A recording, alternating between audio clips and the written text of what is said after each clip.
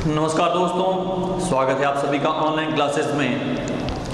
अब हम बात करेंगे अंतिम टॉपिक के बारे में, जो है नवीन क्रियात्मक क्षेत्र।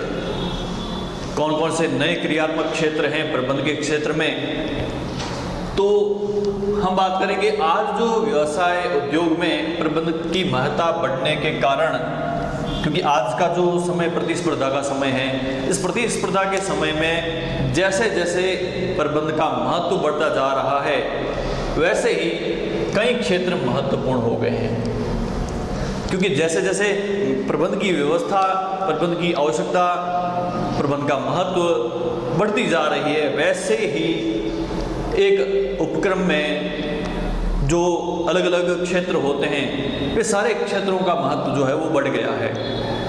क्योंकि देखा जाए तो हर क्षेत्र अपने आप में महत्वपूर्ण होता है, उसका कार्य महत्वपूर्ण होता है, उसका व्यवसाय में एक बहुत बड़ा योगदान होता है, लेकिन एक अच्छी प्रबंध व्यवस्था के बिना उसका योगदान शून्य हो जाता है। और अब जो है जैसे जैसे प्रतिस्पर्धा को देखा जाता है, तो उसके साथ जैसे जैसे प्रबंध की आवश्यकता महसूस हो रही है, प्रबंध का महत्व बढ़ता जा रहा है हर व्यापार में, हर क्षेत्र में, वैसे ही उन सारे क्षेत्रों का योगदान बढ़ता जा रहा है, उनका महत्व भी बढ़ता जा रहा है।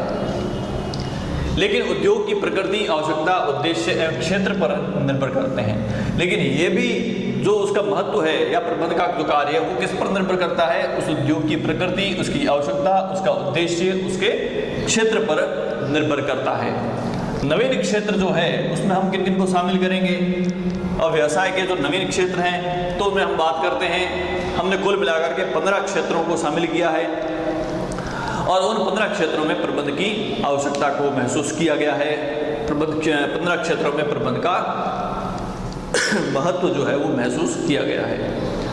तो देखिए, पहला क्षेत्र कौन सा है? सार्वजनिक उपक्रम का प्रबंध, यानी कि ऐसे उपक्रम जो सार्वजनिक होते हैं। कुछ उपक्रम ऐसे होते हैं जो निजी होते हैं, कुछ उपक्रम कैसे होते हैं? सार्वजनिक, यानी कि पब्लिक सेक्टर जो होते हैं, वहाँ पर भी मैनेजमेंट की सबसे ज़्यादा आवश्यकता होती है, क्योंकि उनका क्षेत्र काफ़ी बड़ा होता है, उसमें सदस्यों की संख्या भी काफ़ी ज़्यादा होती है, तो वहाँ पर भी प्रबंध का जो महत्व है वो बढ़ गया है। निर्यात आयात प्रबंध, जिन क्षेत्रों में वस्तुओं का आयात और निर्यात होता है, वहाँ पर भी प्रबंध की जो आवश्यकता है, प्रबंध का जो महत्व है, वो निरंतर बढ़ता जा रहा है। अगला है विनियोग का प्रबंध, जहाँ पर हर उपक्रम जो है अपने व्यवसाय को बढ़ाने के लिए, अपने व्यवसाय का विस्तार करने के लिए, उनका अच्छा संचालन करने के लिए विनियोग की आवश्यकता होती है। तो उस विनियोग की व्यवस्था कैसे की जाए? कई व्यवसाय ऐसे भी होते हैं जो अपने व्यवसाय के बाहर भी विनियोग करते हैं, तो वो कहाँ पर विनियोग करे, कितना विनियोग करे, तो उसके लिए भी एक प्रबंध व्यवस्था की आवश्यकता होती है। नेक्स्ट आता है उद्यमिता प्रबंध। उद्यमिता का मतलब होता है कि जो व्यवसाय अधिक लाभ कमाता है, जो व्यवसाय में निरंतर परिवर्तन आते हैं, उन परिवर्तनों का सामना करते हैं, और उन परिवर्तनों का सामना करते हुए व्यवसाय का जो संचालन करते हैं, जो लाभ कमाते हैं, उन संगठनों को, उन व्यवसायों को हम कहते हैं उद्यमिता। तो एक व्यवसाय में उद्यमिता की व्यवस्था जो होती है, उनकी जो आवश्यकता होती है, उनकी भी व्यवस्था करना, उनका प्रबंध करना, क्योंकि हर व्यक्ति उद्यमी नहीं होता है, हर व्यवसाय उद्यमिता नहीं होता है। उद्यमी जो है उन्हें बनाना पड़ता है, क्योंकि एक व्यवसायी और एक उद्यमी में कहीं बहुत फर्क होता है। व्यवसायी वह व्यक्ति है जो दिन प्रतिदिन की आवश्यकता की वस्तुएं हैं, जो व्यापार पहले से विद्यमान हैं, उन्हीं व्यवसाय को देख करके व्यापार शुरू करते हैं और लाभ कमाते हैं। लेकिन उद्यमी हम उसे कहते हैं जो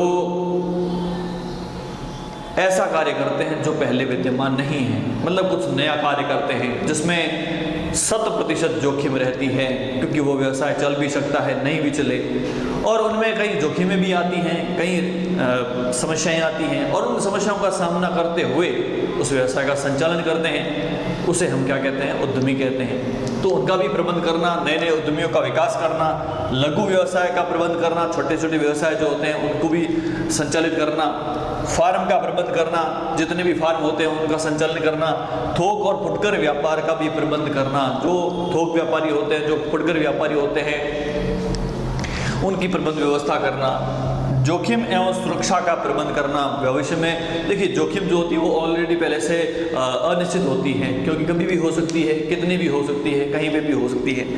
तो इन जोखिमों के संबंध में सुरक्षा की व्यवस्था करना, ठीक है। विपणन, शोध एवं प्रबंध करना, मार्केटिंग करना, रिसर्च करना, मार्केटिंग का रिसर्च कैसे करना है, कहाँ करना है, कब करना है, तो उसके लिए प्रबंध करना। परिवर्तन का प्रबंध करना, देखिए परिवर्तन होता रहता है व्यवसाय में, आए दिन कोई ना कोई हर क्षेत्र में परिवर्तन होता है, चाहे कर्मचारी के क्षेत्र में हो, चाहे व्यवसाय के क्षेत्र में हो, उत्पादन के क्षेत्र में हो, हर क्षेत्र में परिवर्तन होता है। तो उस परिवर्तनों को व्यवसाय में कैसे लागू किया जाए, उसकी व्यवस्था करना, उसे कहा जाता है परिवर्तन का प्रबंध। कार्यक्रम का प्रबंध करना, नए नए कार्यक्रम करवाए जाते हैं, जैसे इवेंट्स कहते हैं। जैसे ही कोई नया कार्य होता है तो उसको व्यापार में चालू करना, लोगों को दिखाना। तो ये जो नए कार्यक्रम करवाए जाते हैं, आयोजित करवाए जाते हैं, प्रोग्राम करवाते हैं, तो उनके लिए भी व्यवस्था करना।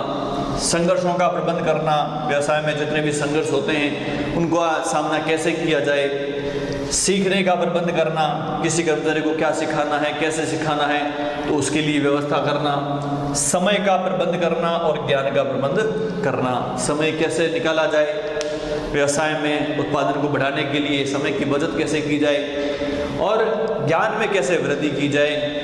कर्मचारियों का विद्यमान ज्ञान कितना है, भावी कौन सा ज्ञान उन्हें प्रदान करना है, उनमें वृद्धि कैसे करनी है, इन सब बातों के ऊपर भी जो व्यवस्था की जाती है उसे हम ज्ञान का प्रबंध करना कहते हैं। तो ये था हमारा नवीन क्रियात्मक क्षेत्र, और इसी टॉपिक के साथ हमारा ये जो पहला टॉपिक है प्रबंध का परिचय, महत्व, उद्देश्य, यहाँ पर समाप्त होता है।